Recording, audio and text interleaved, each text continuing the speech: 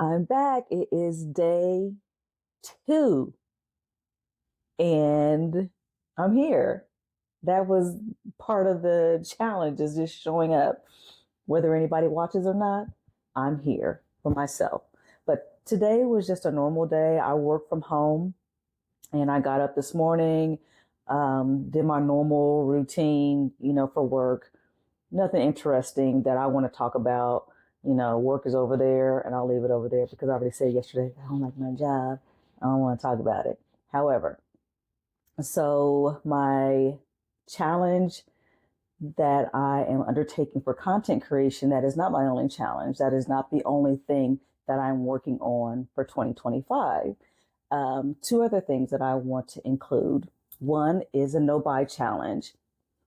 Now, I'm sure some of you have seen some of the no buy challenges that people are starting for 2025. I was like, I want to jump in on it because I need to save money. I have some expenses that are going to be coming up in the next few months that I'm going to need that extra cash, some coins. So my no buy challenge, I haven't put a time frame on it at this particular time, at least 2 to 3 months. But I do have certain stipulations that I plan on following. First of all, I don't need to buy any more clothes. I have more than enough clothes and shoes and accessories. I've had to unsubscribe from retailers, so I'm not constantly getting text messages and emails because it's very tempting. The only exception for me shopping, I did get a $50 gift card from the Goodwill for Christmas, and I will be using it. I love to thrift. I am a thrifter through and through. I've rediscovered it over the past few months, and I really enjoy it because you can find so many good things. I'm going to show some of the good things that I found with you guys too in another video. So, no shoes, clothes, accessories, anything like that, except to use my gift card with $50. And then skincare and makeup. I don't really wear a lot of makeup anyway, in terms of, doing all the contour and everything. I have a decent amount of makeup and it suits me, and I use it. But, you get tempted when you see all the girls trying out the new makeup, and they have the hauls with the new lipsticks or the lip balms or the blushes and everything, and you get enticed by that and you want to spend money. So I'm like, I don't need any more makeup. I bought a bunch of makeup before I went on a trip to New York in December. So I'm like, I don't need any more makeup. I have enough blushes, foundations, powders, all that stuff. The only time that I will purchase anything is if I am replacing something that needs to be refilled. And that will more than likely be like a setting spray or my primer, or mascara. And, you know, other than that, I don't need anything else as far as makeup is concerned. Skincare is the same way. I have a pretty simple regimen for the most part. And the only time I will purchase anything is if I have run out of it and I need to refill it, which I think is reasonable. And so that's what I'm doing for my no buy. Also, no going out to eat frequently. I don't go out to eat that much, but I will allow for at least once a month to go out to eat because we do celebrate birthdays with our families. So generally, starting in January, with the exception of a few months, we do all go out as a family to celebrate birthdays. So that will be an exception for going out to eat and going to the grocery store.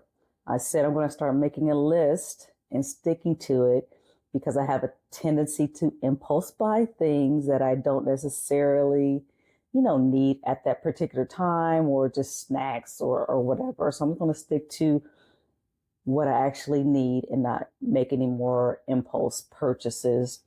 And it's generally like maybe some candy or something sweet or something like that. So I'll just build those kind of things into my grocery list to help me be able to save some money.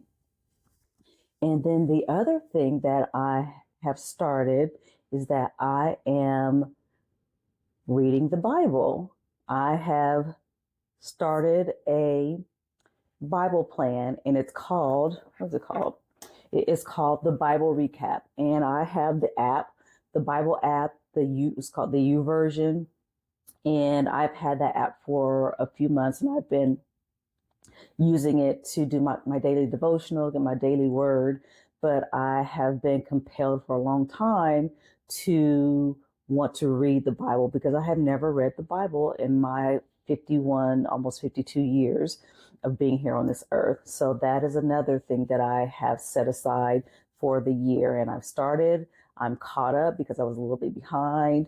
So I got all caught up today. So I'm on tomorrow I'll start day 3. And it's actually very straightforward and, really easy for the most part. It's just a matter of being disciplined and staying on top of it. The app that I use, it has a devotional, and then it goes through the chapters that you are reading, and it's going in chronological order. So it's not going from the front of the Bible to the back of the Bible. Is the way she explained it is that it's going in chronological order and how things happen. So you may jump around